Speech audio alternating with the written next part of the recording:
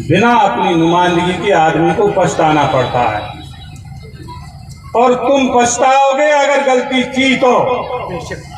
नौजवानों, ध्यान रखना, अच्छे और बुरे सब तरह के समय आते रहते हैं। कांग्रेस पार्टी ने किसी का हक नहीं मारा। कांग्रेस पार्टी ने वो योजना चलाई है जो देश में कोई पार्टी और कोई सरकार नहीं चला पाई। कोई एक काम ऐसा नहीं बचा जो ये तारीफ नहीं करते हूँ कि जायदा जी ने हिंदू और मुसलमान के बीच किसी तरह का भेदभाव किया हो। कोई सब कहते हैं नहीं किया, सबको आदर से रख। मैम, आज तिलकपुरी में जो स्वागत किया है और समाज के लोग भी भाई आए हैं, क्या कहना है इस बारे में? भाई, आप ही देख रहे हो कि लोगों का प्यार है, अपनापन है, जो हमारे खानदान से हमेशा ही रहा है और उम्मीद है कि आगे भी रहेगा। क्षेत्र कह रही है अब की बार तीसरी बार फिर से मंत्री जायदा खान को जिताना है। लोगों का प्यार ही है। गाँव तिलकपुरी, आज मंत्री जायदा खान का स्वागत आपने किया है, कितने गाँव के लोगों ने समर्थन किया है? 12 गाँव। 12 गाँव कौन कौन से? अपना तिलकपुरी, कुबा का, जोधपुर, अमरूक का, सतवाड़ी, कानौर, मांदौर, पीड़ी की, गुरपुरी, राम है, अपना जाटोली है। अपना 12 गांव ही इन गाँवों ने समर्थन ले लिया। भाइयों, सभी के लिए सलाम अलैकुम, राम राम साहब। बहन जायदा जी, हमारे पंचायत समिति पहाड़ी के प्रधानगण, सभी सरदारी के जिम्मेदार, बिरादरी के सभी जिम्मेदार लोग, सभी आलिम बंधुओं, समय कम है, समय चुनाव में कम ही मिला है अब की बार, और तमाम तरह के बहकाने वाले लोगों ने विधानसभा की हालात और फिजा खराब कर रखी है। चुनाव सीधा दो विचारधाराओं का है, भारतीय जनता पार्टी और कांग्रेस। चौधरी तैयब का परिवार, चौधरी यासीन खां का परिवार, चौधरी इकबर का परिवार और बहन जायदा जी, सबका कार्य व्यवहार हमारे इलाके ने देखा। 3600 कौम के लोगों को साथ लेके चलती हैं। भारतीय जनता पार्टी तमाम तरीकों से कामा विधानसभा में, और कामा विधानसभा ही नहीं, डीग जिले में अल्पसंख्यकों का कोई नुमाइंदा ना रहे, इस बात की योजना से कोशिश हो रही है। कल पंचायत राज जिला बना है डीग नया, पंचायत राज की बाढ़ों का परिसीमन होगा, जिला परिषद की बाढ़ें बनेंगी, पंचायत समितियां बनेंगी। आप किससे बात करने जाओगे?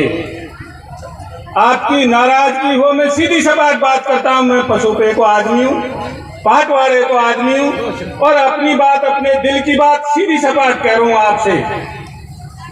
बिना अपनी नुमाइंदगी के आदमी को पछताना पड़ता है, और तुम पछताओगे अगर गलती की तो। नौजवानों, ध्यान रखना, अच्छे और बुरे सब तरह के समय आते रहते हैं। कांग्रेस पार्टी ने किसी का हक नहीं मारा। कांग्रेस पार्टी ने वो योजना चलाई है जो देश में कोई पार्टी और कोई सरकार नहीं चला पाई। गरीब का फ्री इलाज, अशोक गहलोत जैसा संवेदनशील मुख्यमंत्री, और हमारे बीच में हमारी बहन जायदा जी। अरे 100 बार लड़ेंगे, कोई गलती होगी तो। मैं 3 दिन से कामा विधानसभा के गुजरों के गांवों में गया हूं। सरदारों, याद रखना, हमेशा हमारे इलाके में हिंदू मुसलमान का चुनाव होता है मेवात क्षेत्र में, और यही भारतीय जनता पार्टी का हथियार है।